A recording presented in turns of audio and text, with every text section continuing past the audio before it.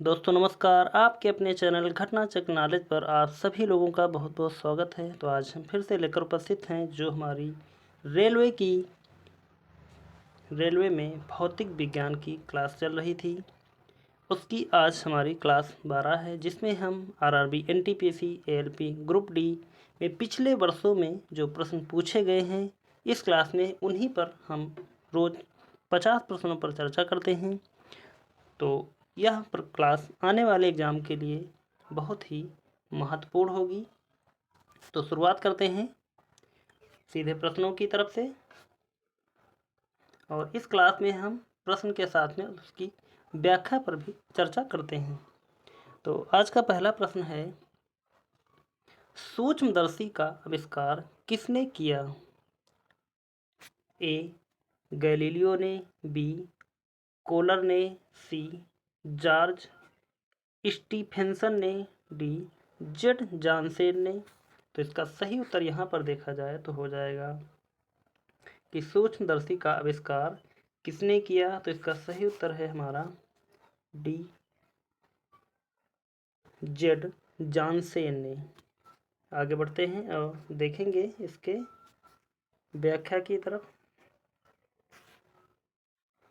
सूक्ष्म वस्तुओं को स्पष्ट रूप से देखने के लिए सूक्ष्मदर्शी का उपयोग किया जाता है। इसका आविष्कार जेड जानसेन ने किया था। आगे देखते हैं अगले प्रश्न की तरफ। अगला प्रश्न है, एक संयुक्त सूक्ष्मदर्शी में अभिदृश्यक एवं नेत्रिका की आवर्धन क्षमताएं क्रमशः M1 एवं M2 हैं। सूक्ष्मदर्शी की आवर्धन क्षमता होगी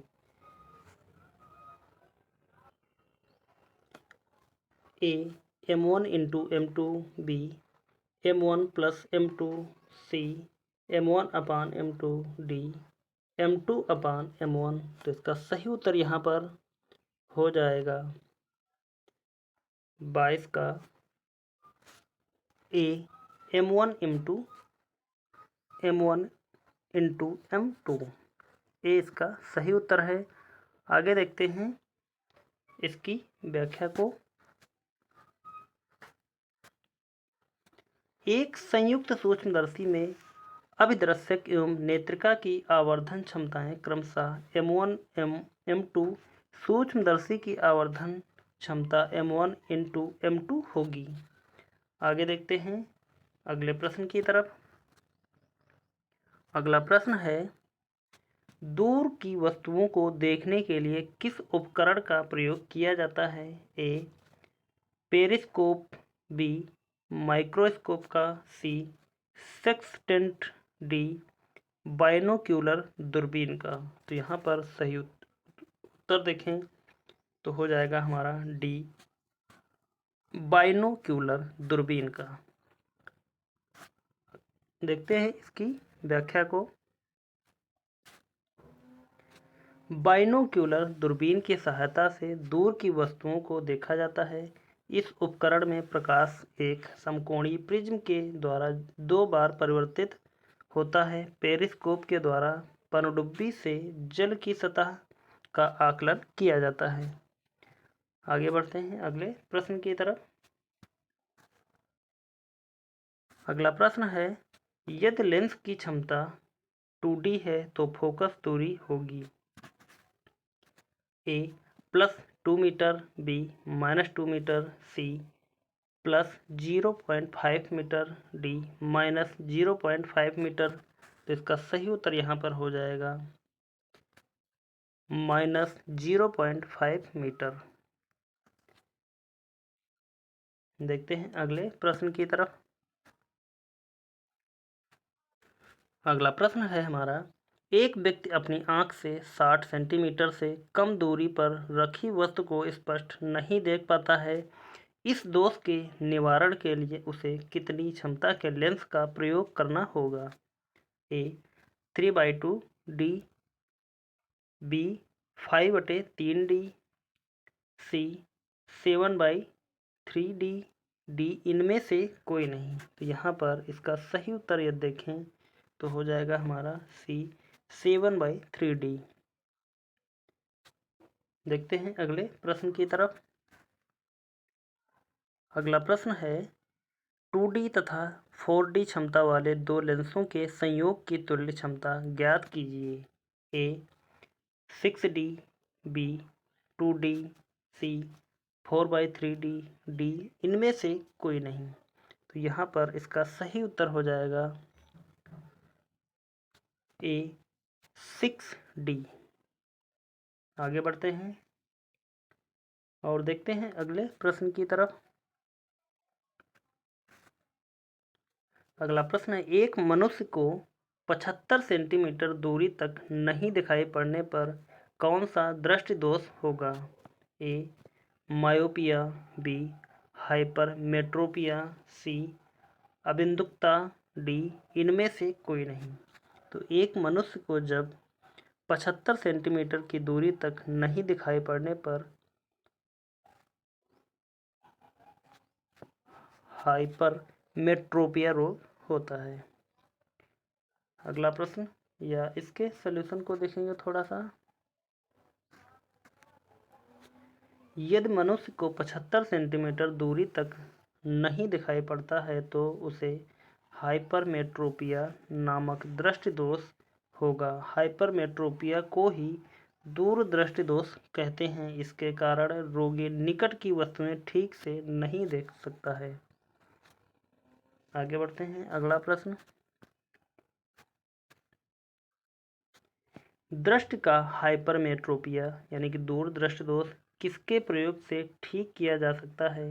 ए अवतल लेंस, बी उत्तल एवं अवतल लेंस, सी समतल लेंस, डी उत्तल लेंस। तो इसका सही उत्तर यहाँ पर देखें तो हो जाएगा डी उत्तल लेंस। अगला प्रश्न है, इसका व्याख्या देखेंगे एक बार हम। हाइपरमेट्रोपिया में रोगी को दूर की वस्तु दिखाई पड़ती है किंतु निकट की वस्तु नहीं दिखाई पड़ती। वस्तुतः इस रोग में निकट की वस्तु का प्रतिबिंब रेटिना के पीछे बनता है। उत्तल लेंस का प्रयोग करके प्रतिबिंब को रेटिना पर बनाया जाता है। और यहाँ पर दो इमेज दी गई हैं, आप इमेज के माध्यम से भी समझ सकते हैं। आगे बढ़ते हैं और देखेंगे अगले प्रश्न की तरफ। अगला प्रश्न है, दूर दृष्टि दोष वाली आंख में ए रेटिना के सामने प्रकाश किरणें अभिसरित होती हैं, बी प्रकाश किरणें गर्त में अभिसारित होती हैं, सी कार्निया खराब होती है, डी रेटिना के पीछे प्रकाश किरणें अभिसारित होती हैं। तो यहाँ पर यदि इसका सही उत्तर देखा जाए तो हो जाएगा हमारा डी रेटिना के पीछे प्रकाश किरणें अभिसारित होती हैं। देखते हैं इसके सॉल्यूशन को एक बार। दूर दृष्टि दोष वाली आंख में नजदीक रखी वस्तु का प्रतिबिंब रेटिना के पीछे बनता है, अर्थात वस्तु से आती हुई प्रकाश किरणें रेटिना के पीछे अभिसरित होती हैं या अभिसारित होती हैं, इसलिए नज़दीक रखी वस्तु साफ नहीं दिखाई देती। नज़दीक की वस्तु को स्पष्ट देखने के लिए उत्तल लेंस वाले चश्मे का प्रयोग करते हैं, जिससे वस्तु का प्रतिबिंब रेटिना पर बनता है और वस्तु स्पष्ट दिखाई देती है। अगला प्रश्न, एक व्यक्ति 75 सेंटीमीटर से कम दूरी पर स्थित किसी वस्तु को अपनी आंख से स्पष्ट नहीं देख सकता है तो वह किस रोग से पीड़ित है?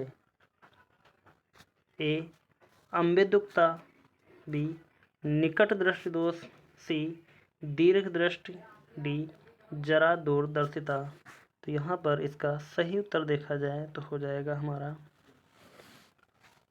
सी दीर्घ दृष्टि दोष। देखेंगे इसके व्याख्या को एक बार।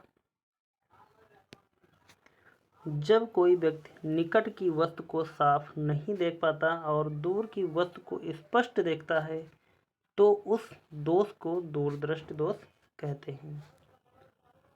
आगे बढ़ते हैं अगले प्रश्न की तरफ। अगला प्रश्न है, दीर्घ दृष्टि संपीड़ित व्यक्ति की विशिष्ट दृष्टि की न्यूनतम दूरी है। ए 20 सेंटीमीटर, बी 24 सेंटीमीटर, सी 25 सेंटीमीटर, डी 15 सेंटीमीटर। तो यहाँ पर यदि इसका सही उत्तर देखा जाए तो हो जाएगा हमारा सी 25 सेंटीमीटर। देखेंगे इसकी व्याख्या को।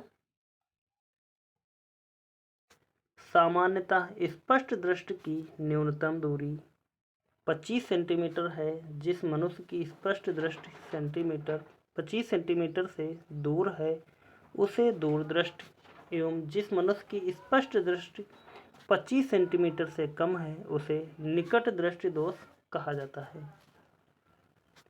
आगे बढ़ते हैं और देखेंगे अगले प्रश्न की तरफ। अगला प्रश्न है, मायोपिया में होता है। ए निकट की वस्तु नहीं दिखाई पड़ना, बी दूर की वस्तु नहीं दिखाई पड़ना, सी लाल रंग की वस्तु नहीं दिखाई पड़ना, डी इनमें से कोई नहीं। तो यहाँ पर इन चारों ऑप्शन में से इसका सही उत्तर देखा जाए कि मायोपिया में होता है तो क्या हो जाएगा, बी इसका राइट आंसर, दूर की वस्तु नहीं दिखाई पड़ना। देखते हैं यहाँ थोड़ा व्याख्या पर नजर डालते हैं। मायोपिया यानी कि निकट दृष्टि दोष में निकट की वस्तु स्पष्ट दिखाई देती है किंतु दूर की वस्तु नहीं दिखाई देती है। वस्तुतः निकट दृष्टि दोष से पीड़ित व्यक्ति दूर की वस्तु का प्रतिबिंब रेटिना से पहले ही बन जाता है। इस दृष्टि दोष का निवारण अवतल लेंस का प्रयोग करके करते हैं और यहाँ पर आप इमेज के माध्यम से भी समझ सकते हैं। बढ़ते हैं अगले प्रश्न की तरफ। अगला प्रश्न है हमारा, निम्नलिखित में से किसे सूर्य प्रकाश को नाभि बिंदु पर लाने में प्रयोग किया जा सकता है। ए अवतल लेंस, बी समतल दर्पण, सी अवतल दर्पण, डी उत्तल दर्पण। तो यहाँ पर इसका सही उत्तर देखा जाए तो हो जाएगा सी अवतल दर्पण। आगे देखते हैं इसकी व्याख्या को।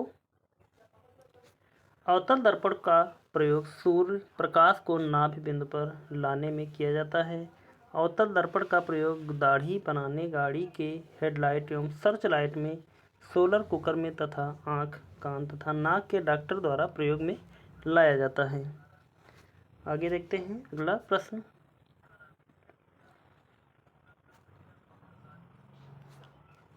अगला प्रश्न, एक समतल दर्पण द्वारा परावर्तित प्रकाश एक वास्तविक प्रतिबिंब का रूप ले सकता है।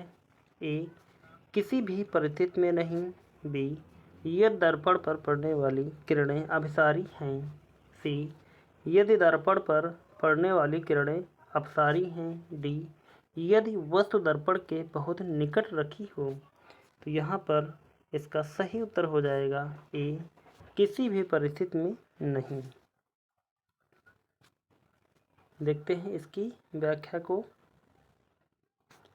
समतल दर्पण पर बना हुआ प्रतिबिंब वस्तु के बराबर दर्पण से उतना ही पीछे पार्श्व परावर्तित, सीधा और आभासी होता है। इससे बना प्रतिबिंब कभी भी वास्तविक नहीं होता है। आभासी प्रतिबिंब को पर्दे पर नहीं प्राप्त किया जा सकता है।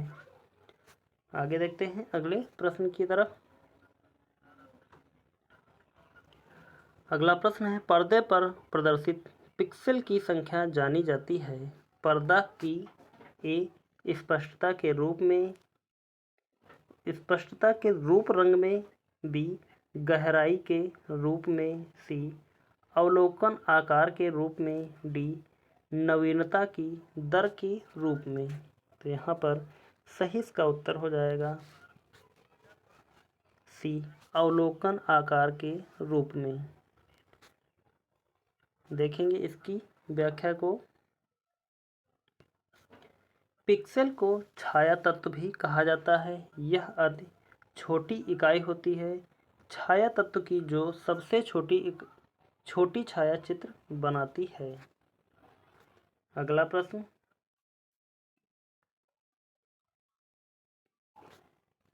1.5 मीटर लंबे व्यक्ति को अपने संपूर्ण प्रतिबिंब देखने के लिए आवश्यक दर्पण की न्यूनतम लंबाई होगी। ए 3 मीटर, बी 5 मीटर, सी 0.75 मीटर, डी 4 मीटर।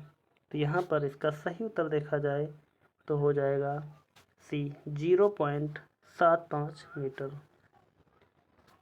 देखेंगे इसकी व्याख्या को। किसी वस्तु का पूरा प्रतिबिंब प्राप्त करने के लिए समतल दर्पण की न्यूनतम लंबाई वस्तु की लंबाई का आधा होना चाहिए।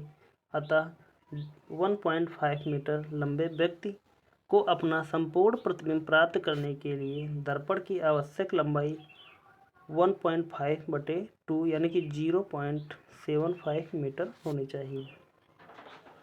आगे बढ़ते हैं अगले प्रश्न की तरफ।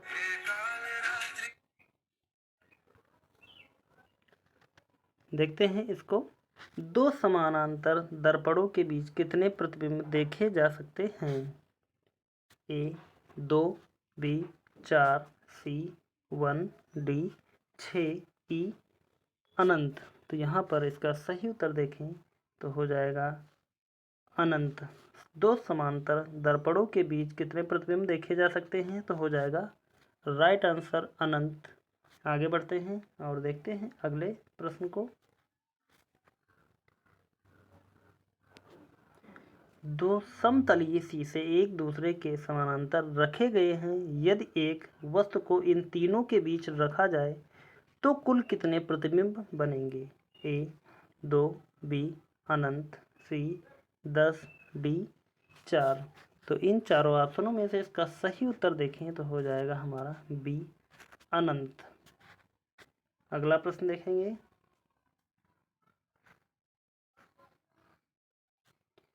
दर्पण बनाने में निम्नलिखित में से किसे उपयोग में लाया जाता है? A silver nitrate, B silver oxide, C silver acetate, D silver amalgam.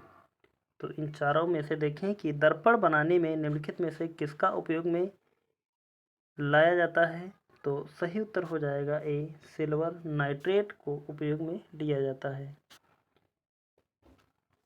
देखते हैं इसके सॉल्यूशन को।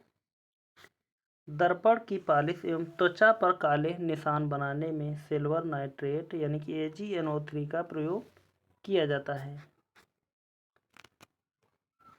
अगला प्रश्न है, प्रकाश का वेग सर्वप्रथम किसने मापा? ए कापरनिकस ने, बी न्यूटन ने, सी रोमर ने, डी गैलीलियो ने। यहाँ पर प्रकाश का वेग सर्वप्रथम जिसने मापा था उसका नाम है सी रोमर ने। देखते हैं इसकी व्याख्या को थोड़ा सा। सर्वप्रथम रोमर ने प्रकाश की चाल का मापन किया। रोमर ने बृहस्पति ग्रह के उपग्रह में लगने वाले दो ग्रहणों के बीच के समयांतराल को मापकर प्रकाश की चाल ज्ञात की थी। आगे देखते हैं अगले प्रश्न की तरफ। अगला प्रश्न है, प्रकाश का रंग निश्चित किया जाता है उसके वेग द्वारा, बी आयाम द्वारा, सी तरंगदैर्घ्य द्वारा, डी आवृत्ति द्वारा। तो इसका सही उत्तर यहाँ पर हो जाएगा सी तरंगदैर्घ्य द्वारा प्रकाश का रंग निश्चित किया जाता है। अगला प्रश्न है, प्रकाश का दो अलग स्वरूप है। ए विवर्तन तथा परावर्तन, सी परावर्तन तथा अपवर्तन, सी विवर्तन तथा फोटो इलेक्ट्रिक प्रभाव, डी अपवर्तन एवं व्यतिकरण। तो इसका सही उत्तर देखें इन चार ऑप्शन में से कि प्रकाश का दो अलग स्वरूप हैं किसके कारण। तो हो जाएगा ए विवर्तन तथा परावर्तन के कारण। आगे बढ़ते हैं और देखेंगे इसकी व्याख्या को। प्रकाश का विवर्तन जहाँ प्रकाश को कण के रूप में सिद्ध करता है, वहीं परावर्तन से उसका रंग या तरंग रूप होना सिद्ध होता है। आगे बढ़ते हैं, अगले प्रश्न को देखेंगे। यहाँ पर प्रकाश निर्वात में भी चलता है क्योंकि प्रकाश संबंधित है ए गुरुत्वाकर्षण क्षेत्र से, बी विद्युत क्षेत्र से, सी चुंबकीय क्षेत्र से, डी ए तथा बी दोनों से। तो यहाँ पर इन चार ऑप्शनों में से इसका सही उत्तर देखें तो हो जाएगा सी चुंबकीय क्षेत्र से। देखते हैं इसकी व्याख्या को। प्रकाश विद्युत चुंबकीय तरंगे हैं। विद्युत चुंबकीय तरंगों के लिए माध्यम का होना आवश्यक नहीं, अर्थात विद्युत चुंबकीय तरंगे निर्वात से भी होकर चल सकती हैं। मैक्सवेल ने यह गणना की कि विद्युत चुंबकीय तरंगों की चाल 3 × 10⁸ मीटर प्रति सेकंड है, जो कि निर्वात में प्रकाश की चाल है। इस आधार पर मैक्सवेल ने प्रतिपादित किया था कि प्रकाश विद्युत चुंबकीय तरंगों के रूप में संचरित होता है। अगला प्रश्न है,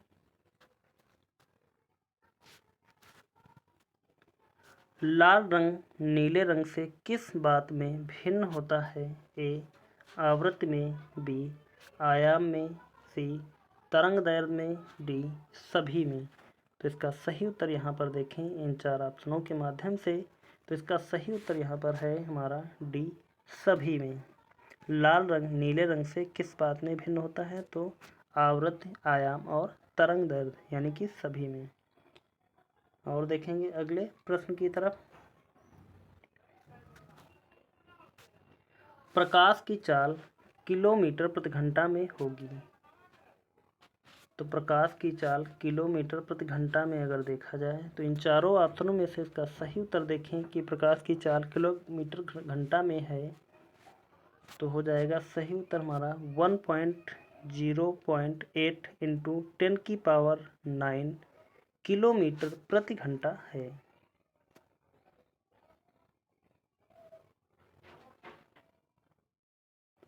और यहाँ पर ये देखना चाहें तो आप देख सकते हैं कि c बराबर 3 × 10⁸ मीटर प्रति सेकंड, और फिर आगे 3 × 10⁵ मीटर प्रति सेकंड, 3 × 10⁵ × 60 × 60 किलोमीटर प्रति घंटा, यानी कि 108 × 10⁷ किलोमीटर प्रति घंटा।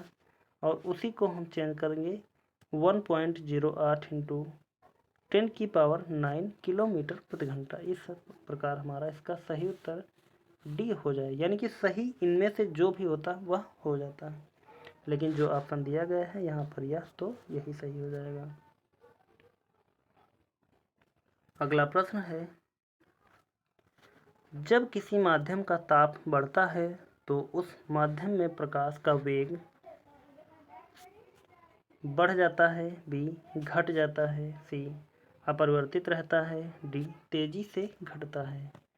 तो इसका सही उत्तर यहाँ पर हो जाएगा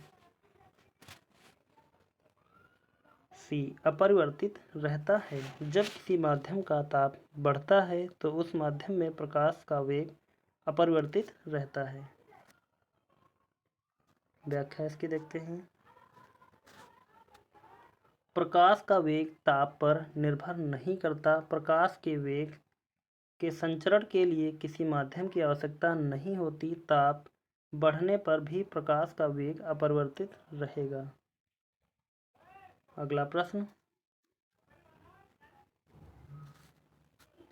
यदि वायुमंडल नहीं हो तो पृथ्वी से आकाश किस रंग का दिखाई देगा? ए काला, बी नीला, सी नारंगी, डी लाल।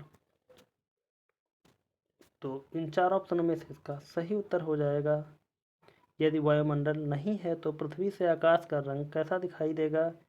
तो हो जाएगा हमारा ए काला दिखाई देगा।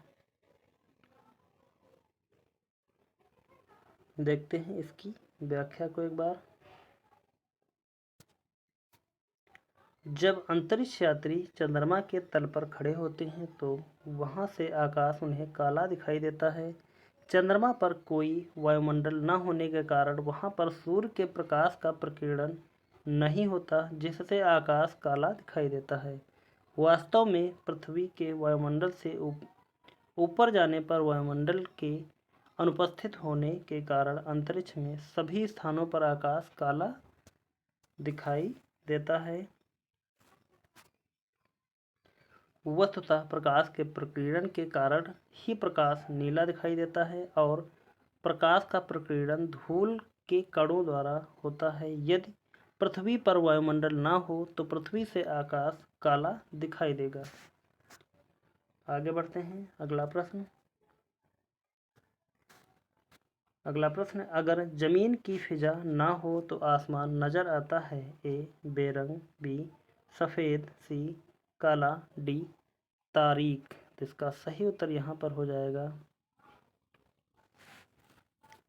डी तारीक। देखते हैं इसके सॉल्यूशन को। पृथ्वी पर हवा उपस्थित न हो तो आसमान का रंग काला या तारीक दिखाई देता है, क्योंकि वायुमंडल में उपस्थित धूल कणों के कारण प्रकाश का प्रकीर्णन होता है, जिससे आसमान का रंग नीला दिखाई देता है। और यहाँ पर सिर्फ इतना हुआ था, काला ऑप्शन में जो नहीं था उसके स्थान पर हमको तारीक यह शब्द दिया गया था। तो बस यह ध्यान रखना है कि यदि काला नहीं देता है ऑप्शन तो वहाँ पर ऑप्शन में क्या है। अगला प्रश्न है, क्षितिज के समीप सूर्य और चंद्रमा दीर्घवृत्ताकार रूप में परिवर्तित होते हैं, इसका कारण है। ए प्रकाशीय व्यतिकरण, बी अपवर्तन, सी आकृतियों के वास्तविक परिवर्तन, डी परावर्तन।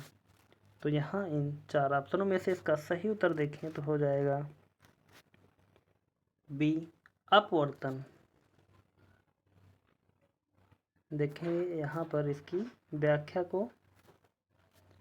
इसका कारण अपवर्तन है। वायु के अपवर्तनांक के कारण सूर्य अपनी वास्तविक स्थिति से 1/2 डिग्री ऊपर दिखाई देता है। इस प्रकार सूर्योदय से 2 मिनट पहले और सूर्यास्त के 2 मिनट पश्चात सूर्य दिखाई देता है। आगे बढ़ते हैं और अगले प्रश्न को देखेंगे। समुद्र में जल का रंग नीला दिखता है निम्न के कारण। ए समुद्री जल की अशुद्धियों द्वारा नीले प्रकाश का अपवर्तन, बी समुद्री जल द्वारा नीले आसमान का परावर्तन, सी नीले रंग को छोड़कर शेष रंगों की समुद्री जल के अणु अवशोषित कर लेते हैं, डी जल के अणुओं द्वारा नीले प्रकाश का प्रकीर्णन। तो यहाँ पर इन सभी में से इसका सही उत्तर देखें तो हो जाएगा डी जल के अणुओं द्वारा नीले प्रकाश का प्रकीर्णन।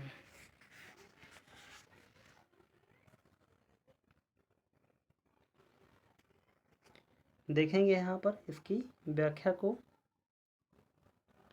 जब प्रकाश अणुओं, परमाणुओं व छोटे छोटे कणों पर आपतित होता है तो उसका विभिन्न दिशाओं में प्रकीर्णन हो जाता है। वायुमंडल में विभिन्न गैसों के अणु, परमाणु व धूल एवं धुएं के छोटे कण विद्यमान हैं। अतः जब सूर्य का प्रकाश, जो कि 7 रंगों यानी कि बैंगनी, जामुनी, नीला, हरा, पीला, नारंगी व लाल का बना होता है, वायुमंडल से गुजरता है तो वह वायुमंडल में उपस्थित कणों के द्वारा विभिन्न दिशाओं में प्रसारित होता जाता है। इसे ही प्रकाश का प्रकीर्णन कहते हैं। प्रकीर्णन के कारण ही आकाश का रंग नीला दिखाई पड़ता है। समुद्र का पानी भी प्रकीर्णन के कारण ही नीला दिखाई पड़ता है। देखते हैं अगला प्रश्न। सूर्य की किरणों में कितने रंग होते हैं? तो सूर्य की किरणों में देखते हैं ए 5, बी 6, सी 8, डी 7। तो इसका सही उत्तर यहाँ पर देखें तो हो जाएगा हमारा डी 7 रंग होते हैं। देखते हैं अगले प्रश्न की तरफ। जैसा कि अभी हमने इस 7 रंगों को गिनकर बताया था और उनके नाम भी बताए थे। और यहाँ देखेंगे अगले प्रश्न को। रंगीन टीवी में प्राथमिक रंग कौन से हैं? ए हरा, पीला, बैंगनी। बी बैंगनी, लाल, नारंगी। सी नीला, हरा, लाल। डी नीला, हरा, बैंगनी। तो जो रंगीन टीवी आजकल हम सभी लोग देखते हैं, तो उसके प्राथमिक रंग अगर देखे जाएं तो हो जाएगा इसका सही उत्तर सी नीला, हरा और लाल। देखते हैं अगले प्रश्न की तरफ, या इसकी व्याख्या को देखेंगे एक बार हम। प्रकाश में 7 रंग होते हैं, इसमें नीला, हरा, लाल प्राथमिक रंग हैं। रंगीन टीवी में इन्हीं प्राथमिक रंगों का प्रयोग होता है। अगला प्रश्न,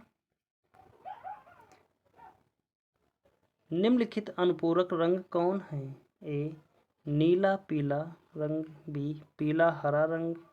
सी मेजेंटा व नीला रंग। डी हरा और मेजेंटा रंग। तो इन चारों ऑप्शनों में से इसका सही उत्तर देखें तो हो जाएगा पीला, हरा, नीला, पीला। इसमें कुछ चारों ऑप्शनों में से कुछ मिस्टेक है, इसकी व्याख्या को देखेंगे एक बार हम।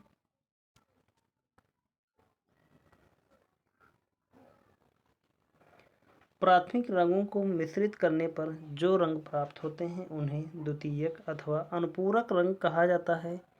नीला तथा पीला रंग और हरा एवं व मजेंटा रंग को आपस में मिलाने पर दोनों श्वेत रंग बनाते हैं। इस प्रकार इन चारों ऑप्शन में से हमारा कोई सही उत्तर निकल कर नहीं आएगा। अगला प्रश्न देखते हैं। श्वेत प्रकाश जब प्रिज्म से गुजरता है तो जो वर्ण सबसे कम विचलित होता है वह है ए बैंगनी। बी हरा। सी लाल। डी पीला।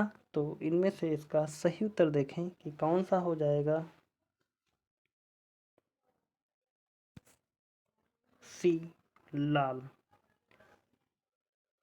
सबसे कम विचलित होता है, इसीलिए सड़कों पर या गाड़ियों में सड़कों पर अधिकतर लाल लाइट का प्रयोग किया जाता है।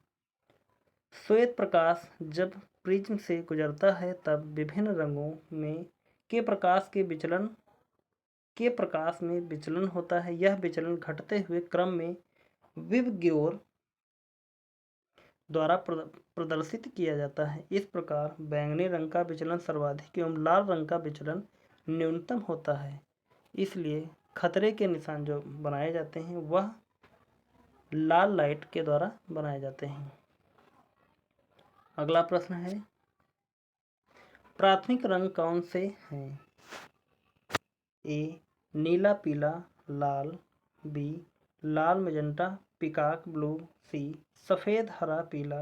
डी उपयुक्त में से कोई नहीं। तो यहाँ पर इन चार ऑप्शनों में से इसका सही उत्तर देखें कि प्राथमिक रंग कौन से हैं। तो सही उत्तर यहाँ पर कोई भी नहीं है, डी हमारा हो जाएगा उपयुक्त में से कोई नहीं। देखेंगे इसकी व्याख्या को कि प्राथमिक रंग कौन कौन से होते हैं। लाल, हरा और नीला ये 3 रंग प्रकाश के प्राथमिक रंग कहे जाते हैं। शेष रंगों को इन रंगों की भिन्न मात्रा यानी कि अनुपात में मिलाकर प्राप्त किया जा सकता है। इस प्रकार से बने रंगों को मिश्र रंग कहते हैं या कंपोजिट कलर कहते हैं। अगला प्रश्न है, निम्नलिखित में प्राथमिक रंग नहीं है। ए लाल। बी हरा। सी नीला। डी काला। तो यहाँ पर प्राथमिक रंग जो नहीं है तो वह हो जाएगा डी काला, क्योंकि यहाँ पर हरा, लाल और नीला तीनों प्राथमिक रंग हैं। तो इस कारण यह तीनों प्राथमिक रंग नहीं होंगे। यह तीनों प्राथमिक रंग हैं, यानी कि डी हमारा काला प्राथमिक रंग नहीं है। देखते हैं अगले प्रश्न की तरफ।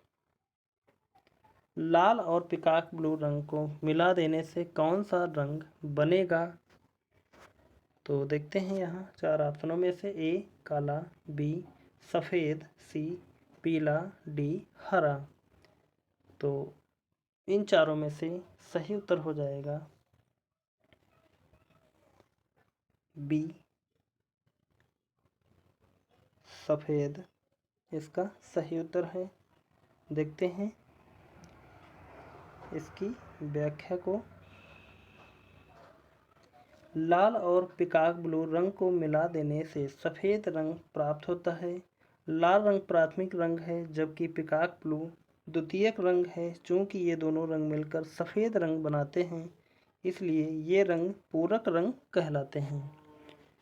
तो यहाँ पर आज के जितने भी प्रश्न थे सभी कंप्लीट होते हैं और आज सिर्फ 40 प्रश्नों पर हमने चर्चा की है। तो आज यह आपको क्लास कैसी लगी आप हमें कमेंट करके ज़रूर बताएं और अपनी राय दें। और यदि क्लास अच्छी लगी है तो प्लीज़ सभी लोग एक बार सेशन को लाइक कर दें, चैनल को सब्सक्राइब कर लें और इस क्लास को ज़्यादा से ज़्यादा शेयर कर दें। तो मिलते हैं फिर अगली क्लास में, तब तक के लिए धन्यवाद। जय हिंद। आपका समय शुभ हो।